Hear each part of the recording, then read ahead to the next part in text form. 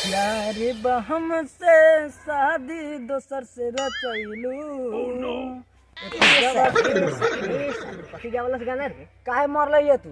रे साला तोरा कौन कौन साला गर्लफ्रेंड है साला से शादी रचा ले ओई करिया कॉल उठा के रे। तू ये जानत रे कि हमरा गर्लफ्रेंड ना है, एकदम कचकवा जनू है। अब कहां जाना तारे? बाप रे बाप। रे साला तोर शादी ना हो या गर्लफ्रेंड कौन साला तोरा से पटतौ रे? ए का हो गेलै? काले है तो क्या हुआ दिल वाले हैं। तोरा से शादी कौन कर लेतौ रे साला? हां शादी ना करतै। कौन करतौ? शादी ना करतै। कौन करतौ रे? हम बक्सी अभी देख के अइला का शादी करावेला। हां तोरा का बुझाइतो?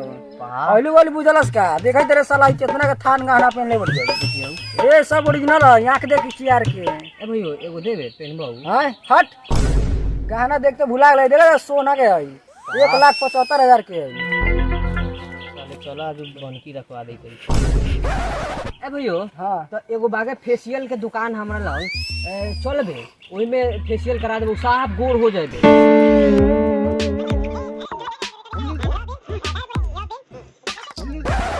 अब ते पैखाना लागल भैया जोर बहुत। रात उ साला खा लेले मछरी। हां साला पेट गरगराइल बुझाई तो साला एकदम तूर देतौ। अच्छा हां अब ते पैखाना करके ठीक बा।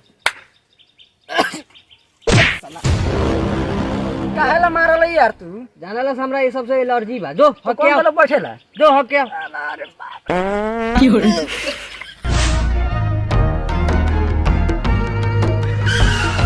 बड़ा भइयो ए भइयो कहते फेशियल उसल करता साला करिया इतना बाकी अभी ले साला।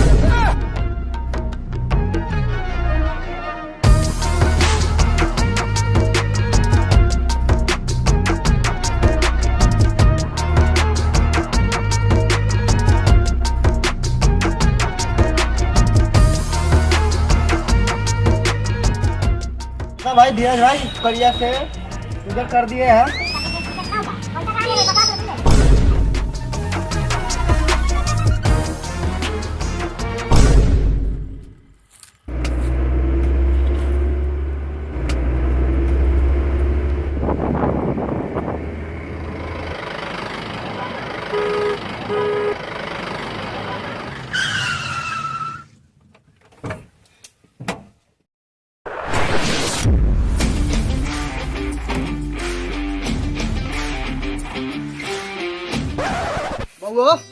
उधर मत तो घर ही है।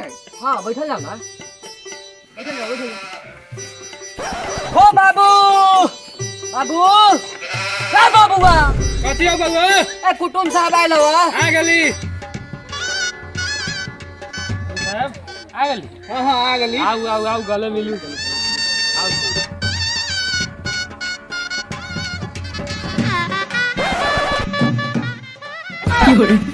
पापा का नाम खोजल मत काम मर दे तू खोज ही रहल। का बाबू खिसिया गेला का लइका में का हो गेल गलती कर बैठ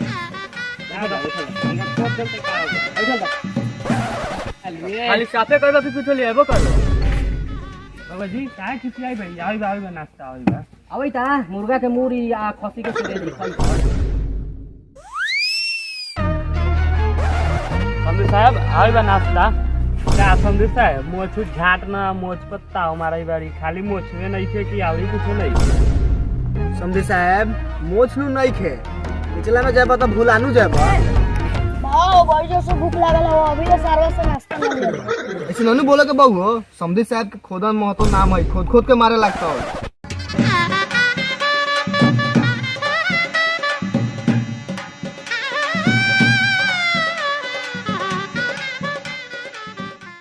साहब नाश्ता ला हुआ रही है ना, लियो वो माने खाए मा गाँव में।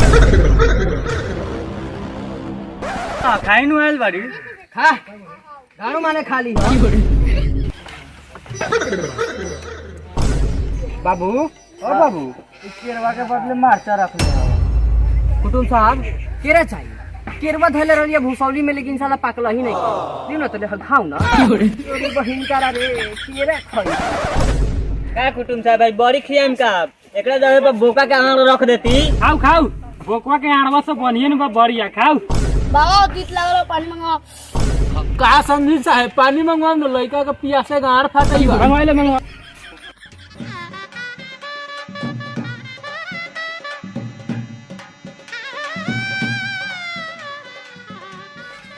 कुटुम साहब आओ ना लइका सकराई का हां ना है खा जइते क्या समझे साहब घूर दली हां हो गया खाली खियाबा की फूफो के देखे ए बउआ घसटान जो झोरना के बोला लाओ कुटुम लोग बोलाई बरन देखेला हो बा ई त तावा का पेनी हवा हां चाचा ई तो तवा के पेनी लगाई हो तू बूढ़ कोनो हमर बेटिया जनत के हुर है का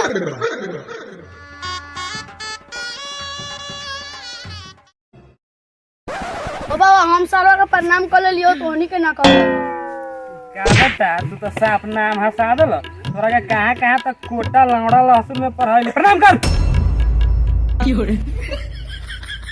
काओ बाबू बोल ना बाबू देखै तेरा साला के प्रणाम करे के लू ना हो तोरा के तो कोई झांकना प्रणाम करो ई साला के कथि प्रणाम करता हो ए इस साला के तो पूरा पढ़ावल लिखावल ज्ञान हो इस साला गरहन में नु जन्म भइल लगे समझे साहब सौदा पसंद बा हां समझी साहब पसंद है बाबा साला कथी के कहल जुमे 8 दिन पैदा भेल लाड़ जानवर लइका तो देख लेला लेन देन के बात ना करबा का समझी साहब लेन देन के चर्चा करल जाओ ना आओ ना हो जाओ तब लइका पसंद हो तो भेजू इनके आगे हां बउआ जा तू तो आज हमर नाम ऊंच कर दे जा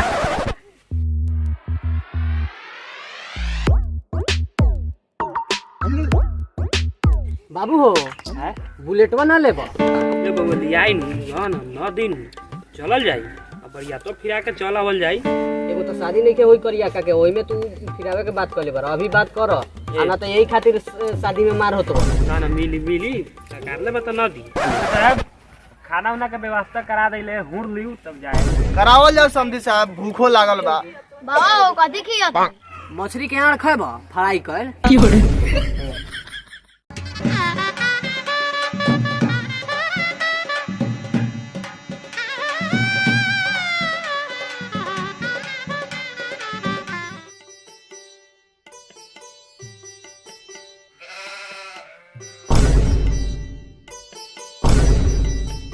इतनी धरई देते काड़ी धरू ना तू गरई तो भूखे लागल बा यहां देखै करी पचल बा पूरा धरू तई का उझुलू ना पूरा का इतनी दई बा ले आओ रे मछली ले आओ हमें लियाऊ ना औरी चावल तो हमें कथि पटकई बाड़ी हमें देखै बा हमने के इतनी मिली खाऊ ना रे साला सा खाए वाले बाड़ी की जान लिया कोना पहले ही सब का सर आऊ पूरा रखो ना का है तो रुक ना रखै नु बाड़ी उसल कर सर है बउआ में धरा बउआ कितना धरी जितना गांव में दम हो उतना रख गान ऐसन गान ना साले गान कर ले खोई इतने दम बा हमरा जी काहे तनिए भात धरवैली न हमर गाड़ धरले सुन साहब गाड़ धरल हां त लियो है मछली के आड़ खाऊ ठीक हो जाई खाऊ तो आर खाम तो गाड़ ठीक हो जाए ठीक खाओ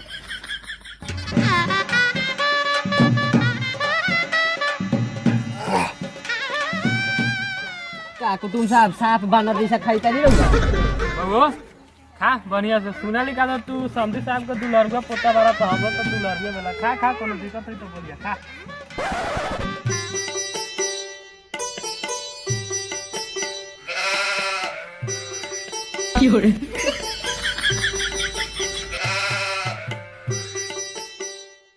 हाँ तो समझी साहब हाँ बोला जा अब हमनी के विदाई के समय आ गया विदाई करल जाओ बहुत देर हो गेल क्या हो जाए आओ रुकू ना भैंसियो चरावे के बाद